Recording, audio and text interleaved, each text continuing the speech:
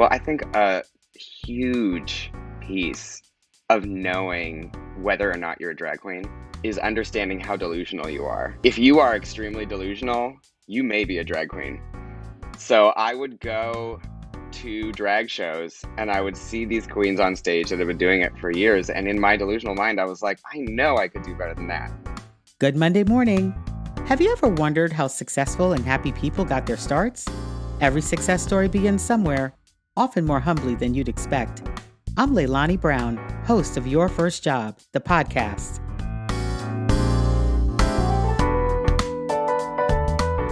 Good Monday morning. I'm Leilani Brown, and thank you for tuning in to Your First Job, the podcast.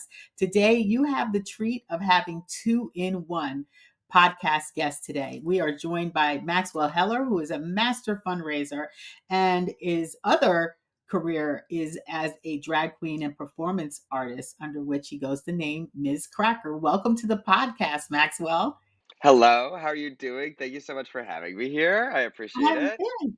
It's delightful to have you here. So glad you could join us. I'm very excited to talk about my first job. Yes, we're going to talk about your first job, your current Yeah. jobs, your many jobs, because it sounds like you are a multi hyphenate. So let's get into it about what you're Yeah. doing right now. Help us understand, what is it that you do? I'm a drag performer. I'm a drag entertainer. And I make that distinction because I think um, an artist is someone who's not beholden to their audience. They're beholden to art itself or to their own standards. And an entertainer is someone who has to entertain. So I'm a drag entertainer, drag performer, and that comes out most through comedy. So entertainer, performer, comedian. The drag performer, entertainer, artist, model, media mogul that I know and admire, RuPaul, has said in the past, or is known to have said in the past, everyone is in drag. Just Mm. our virtual appearance and how we present ourselves to the world. What is drag according to you, and how do you interpret it? Well, there's something to what RuPaul says, that everything that you put on that you weren't born with is a performance.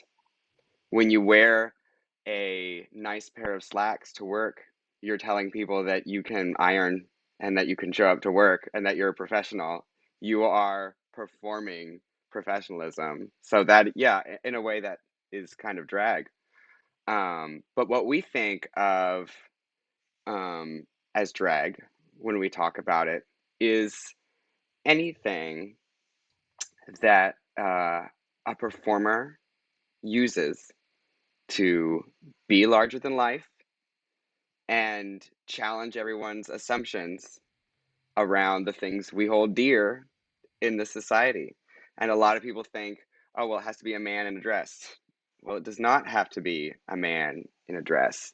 Um, it can be, it doesn't have to be a cis man in a dress. It can be a trans man um, dressed as an exaggerated man or as a woman. It can be a AFAB woman dressed as a heightened idea of a woman. It can be an AFAB woman dressed as a man. Basically, it is poking fun at our ideas of gender, but there's no definition on how that's done. Mhm. Um, So and I could, for example, decide that I was going to dress up as Beyonce, which would be a very heightened expression, right? Because certainly I yeah, don't do it every day, and that might be considered drag. yeah. And I think the only thing that you're missing there is this idea of camp.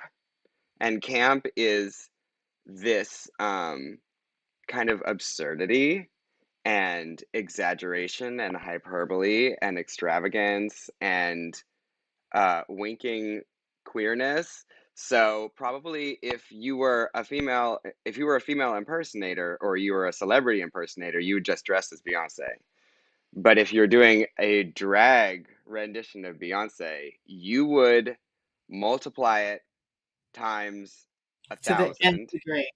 So, yeah, so you wouldn't walk up to you and say, "Oh, is that Beyonce?" Your makeup would be huge, your hair would be even, it would be this exaggerated comment Mm-hmm. on Mm-hmm. Beyonce.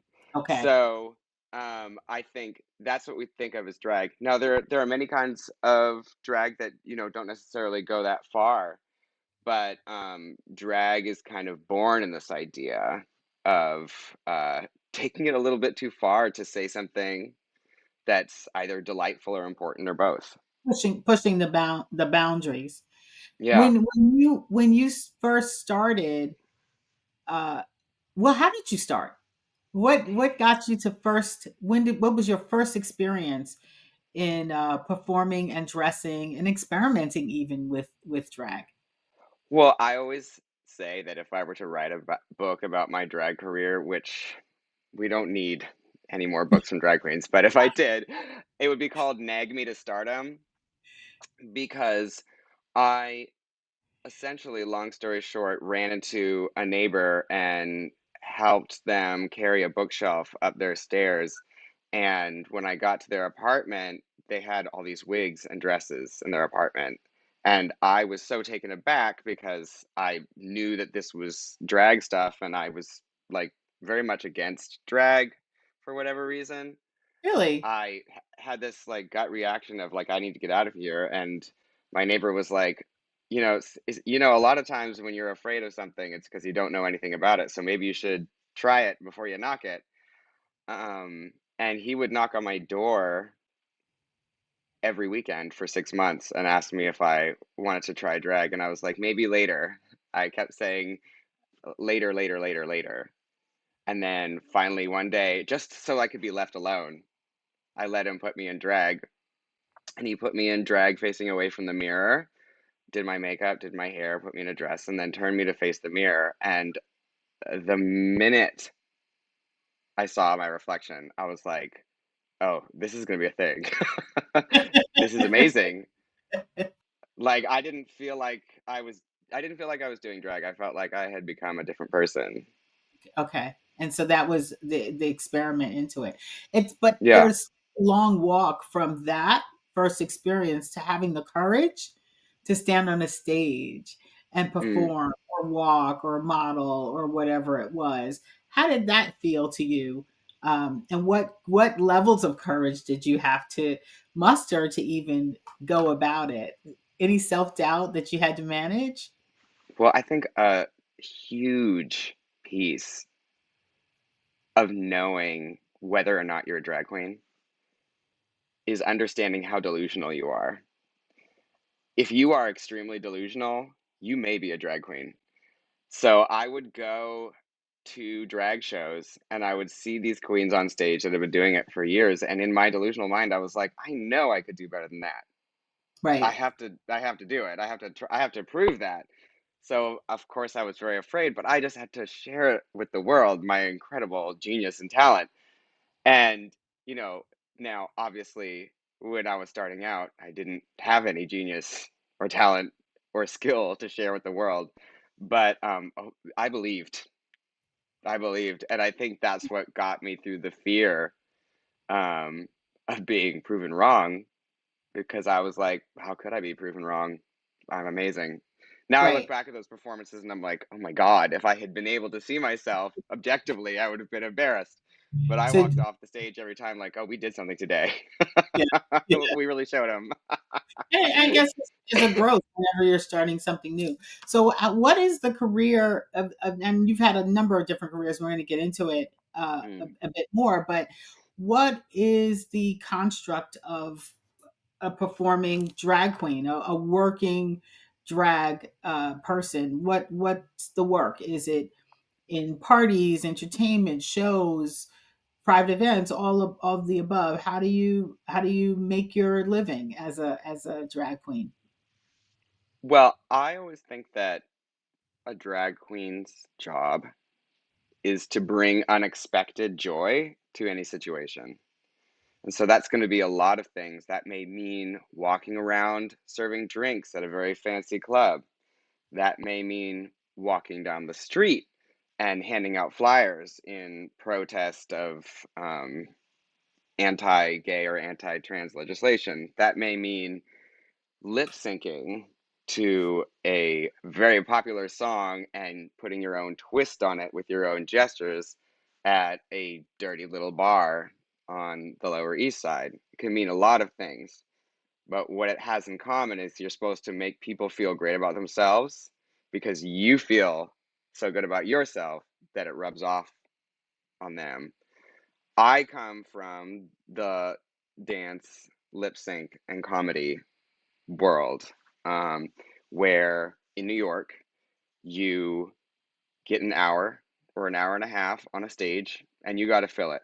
And the way you fill it is you come out, you do a little lip sync dance number, you get on the mic, you do some comedy, you do some more lip sync, you do a little crowd work, you do some more lip syncs, and you do it as hard as you can until the hour and a half is over.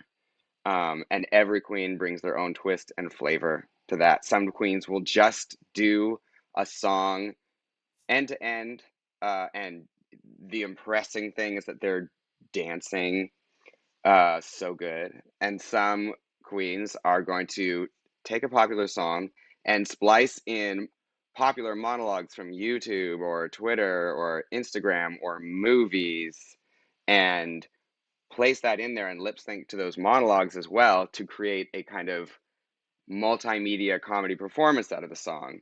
And that's those queens usually do that because they can't dance. Yeah. Um, and both He's queens, pointing to himself if you're listening. yeah, yeah. If you can't dance, you got to do something. So you Right. make it funny. You make it funny. And there's just really no limit to how you can play around with it. Yeah. I always try to define drag as a performance form that makes fun of the world and makes people happy. There really is no definition Hmm. of it outside of that. Everyone can disagree on pretty much everything else. Yeah. Only thing I know is that if you're not poking fun at the world or making people question it, or if you're making people feel bad about themselves, that's now not drag. That's Right. not what drag Right. is for.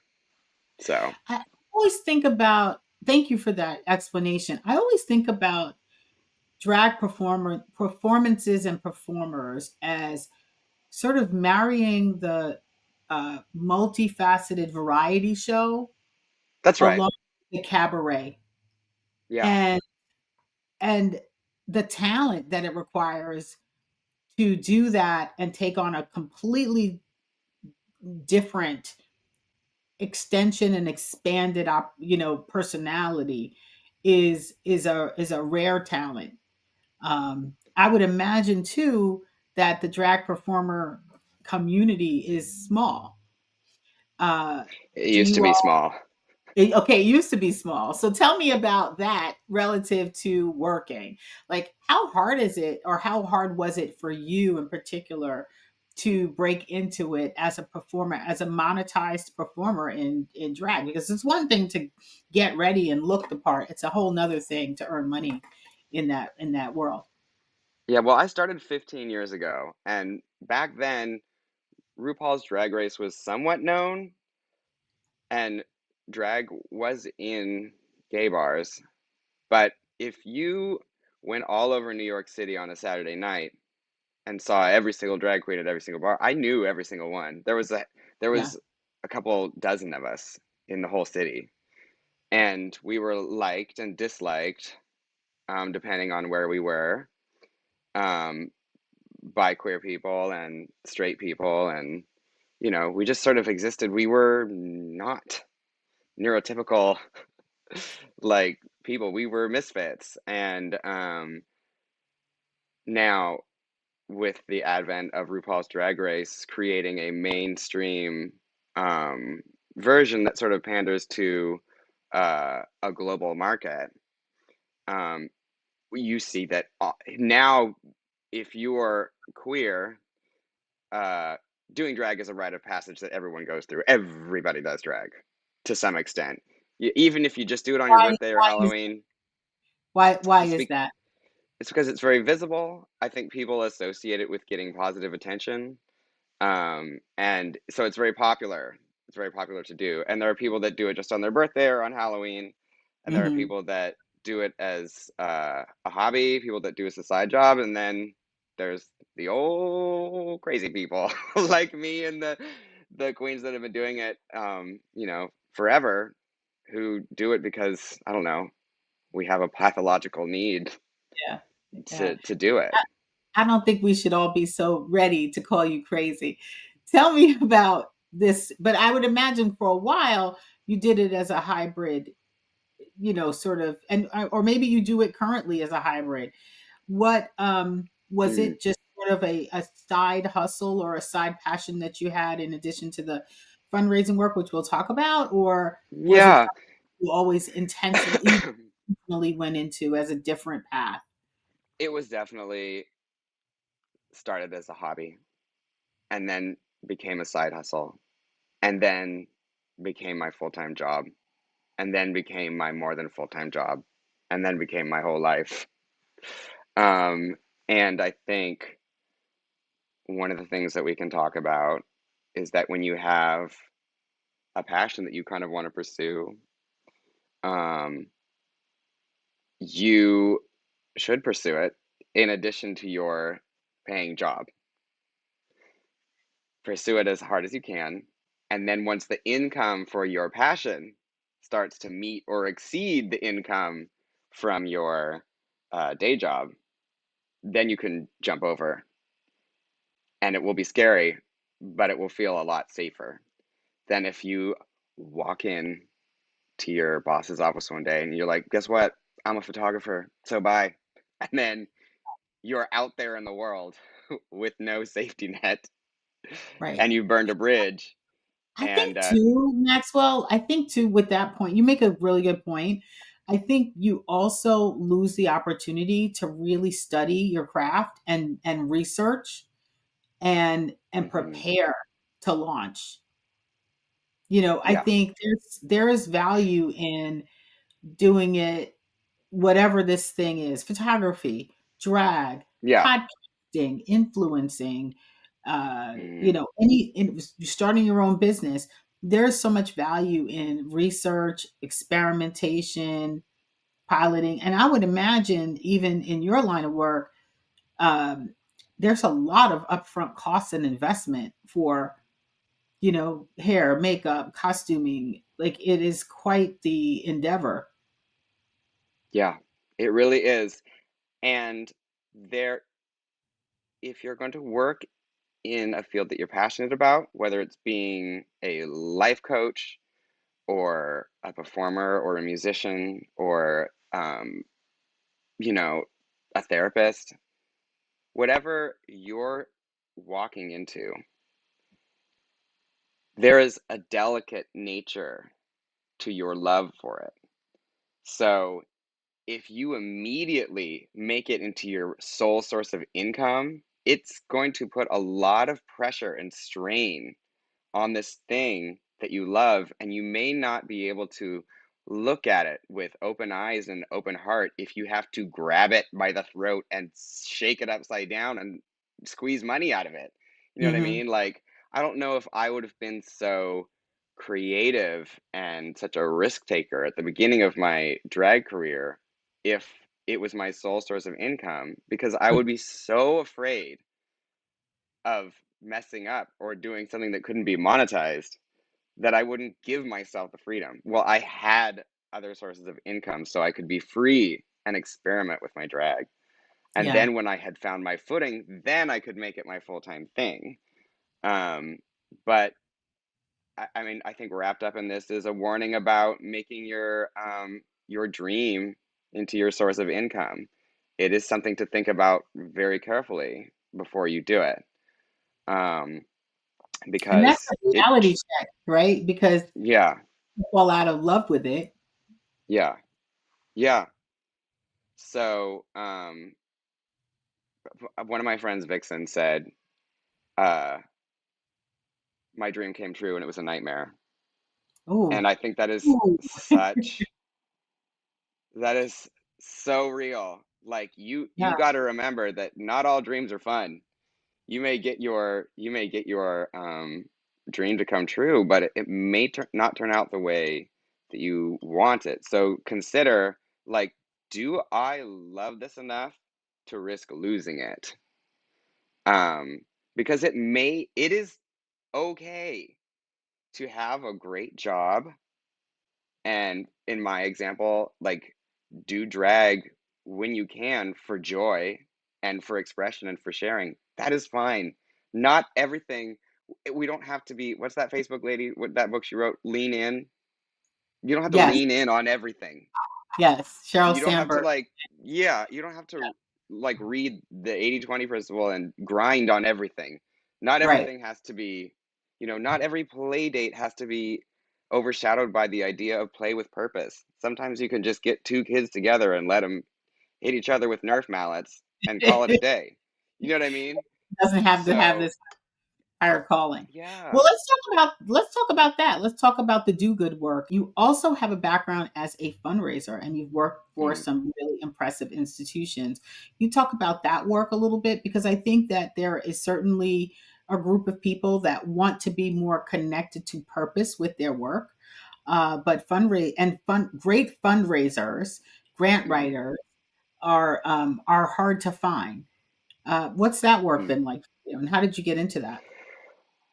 Well, I want to roll back a little bit, and say that my first job in New York was uh, voluntary interning at a arts newspaper. And I say this because a lot of people, when they talk about what they ended up doing, Mhm. will imagine this kind of like logical path towards it. Like, well, I went to school for this, and then that sort of got me interested in such and such, and then that led me to, and it all sounds so logical.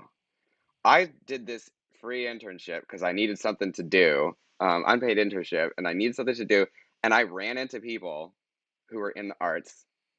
I got vacuumed into the arts, tried to find where I could put my foot down. They're like, "We need a writer. We need grant writers for this." I'm like, I do writing."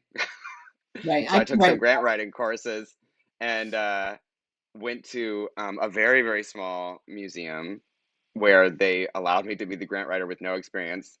Then I had experience. Then I applied to the museum that I wanted to work for.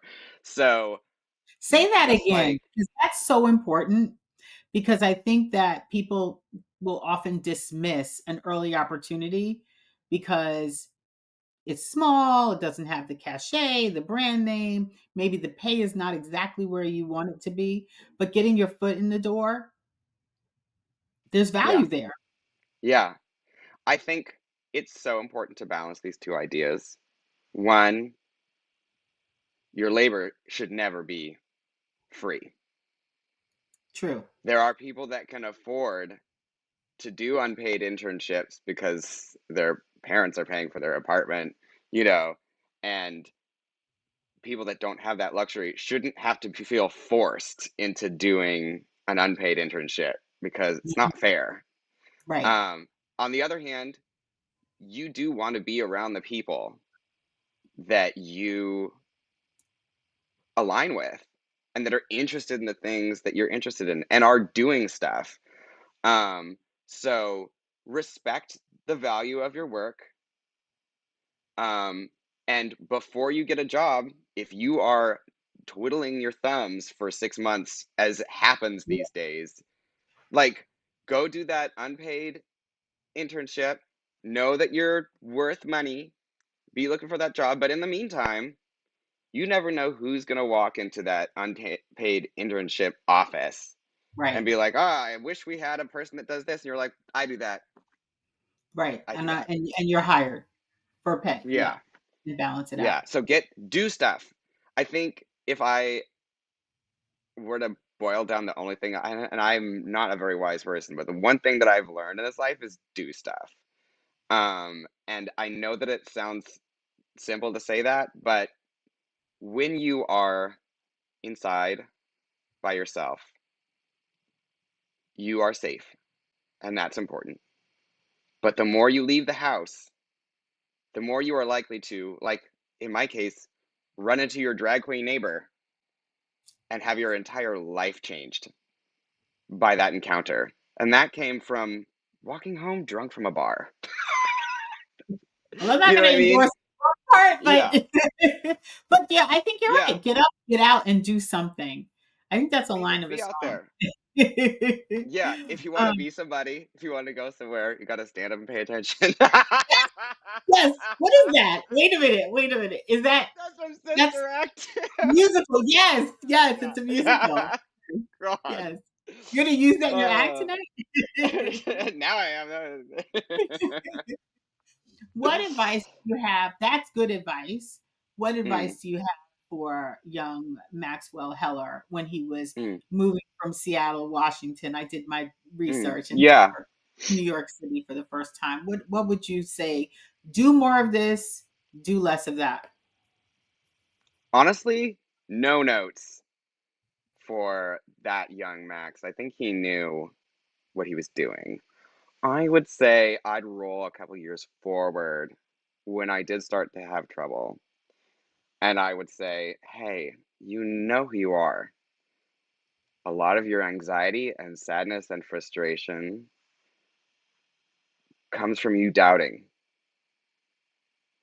And so, as the Latin phrase says, nascita ipsum, know yourself. So, I was doing my best and thriving in New York when I was just like, I know myself. I don't want to do that. I do want to do that. But when I started being like, oh, do I even know? What do I want to do? Like, that's when I would advise you to trust yourself.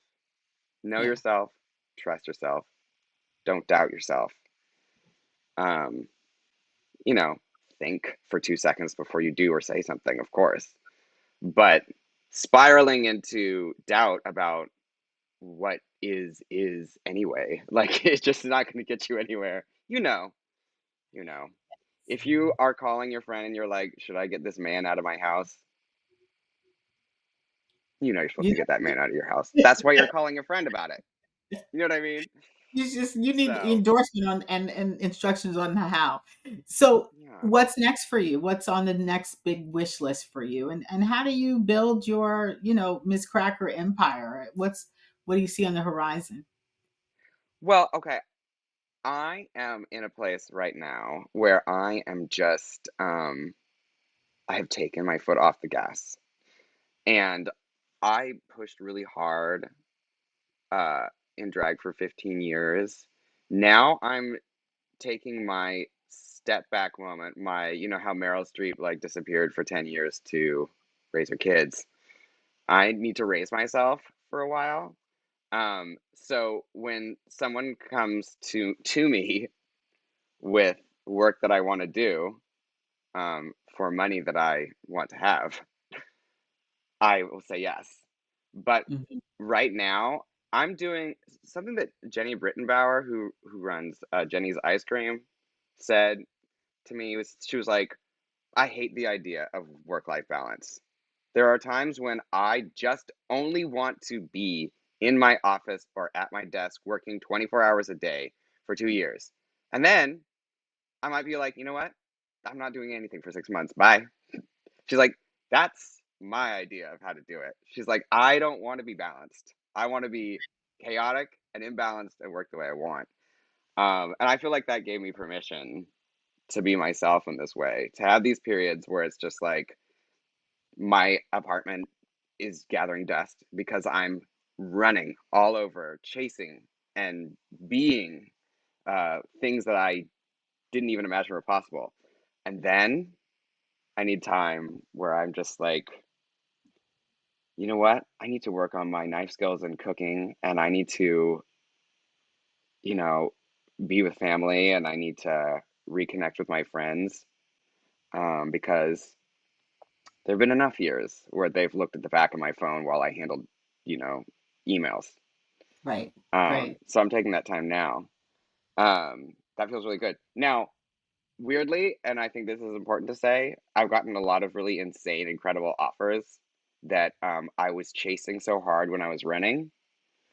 And then when I stopped running and got in my pajamas, then they were like, "Hey, you want to do this? I'm like, yes, I've been asking. So, yeah, So you taking, really just taking, t- you've made room for different types of things. yeah.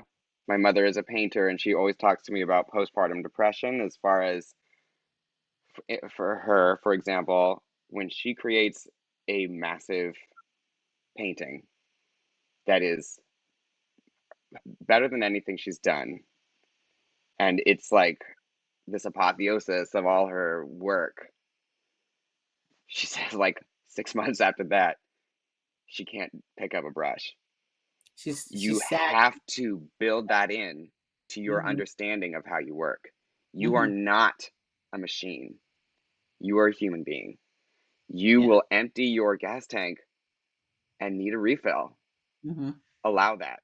Just because you stopped working today doesn't mean you've never done anything. Right. Right. Well, my wish for you is that you will come to know what I know. And that is that what is for you, truly meant for you, will not miss you.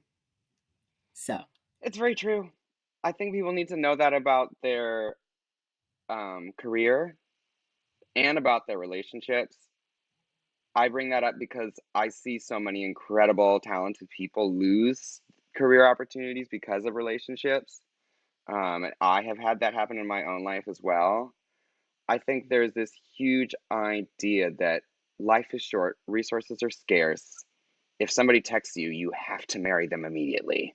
And I'm like, listen, if that person likes you, you can go on a tour or on a business trip for 6 months and come yeah. back and they'll still be there. If they don't really like you that much, then yes, they will be gone. But that's a good And that thing. relates to all aspects of your life, all aspects of Yeah. your life. And so we If have to it's operate. yours, it's Yeah. written, it's done, it's yours. Thank you so much for being with us. Of course. I had a I'll very be good time. I'll be following you. No, I think this is a gift for people. So thank you so much. Yeah. Thank you. Your First Job is a production of Giant Steps LLC, a company working at the intersection of strategy, culture, career, and education. I'm Leilani Brown, CEO and host of the show. Many thanks to Sam Osborne, our executive producer, and Maxwell Brown, creator of our show music and editor of this episode. You can learn more about our company at giantstepsllc.com. We hope you enjoyed this episode and others. Please be sure to follow, like, and share our show far and wide. Thank you for listening.